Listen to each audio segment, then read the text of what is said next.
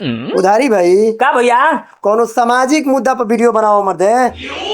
हमनी के वीडियो से बलिया के लोगन के अच्छा रास्ता देखे के मिले, अच्छा संदेश जाओ, बढ़िया मैसेज जाओ ना। देखो मुद्दा तबाह भैया। कौन?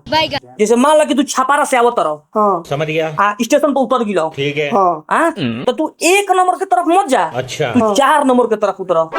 जैसे ही 4 नंबर के तरफ उतर तुम देह थाकल बिया तो मीठी कोराव। अच्छा। जैसे ही 100-200 मीटर आगे बढ़बो तो दाहिने ही हाथ पर बियर के ठीका, अंग्रेजी दारू के ठीका, अतने ना मान लो कि तू कचहरी गइलो, ठीक है। कोनो गम में अपन खेत बेचत रहो, तो एकदम कचहरी में ही दारू का अड्डा खुल गई बेटे, ओइ जे वो रंग पीलो अपन गम फुलाबो।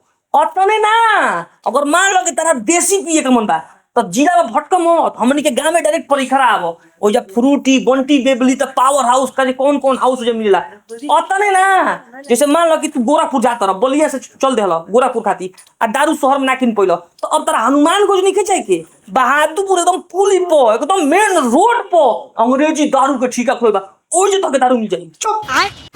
ये सामाजिक मुद्दा हो, अगर समाज में अच्छा संदेश जाई।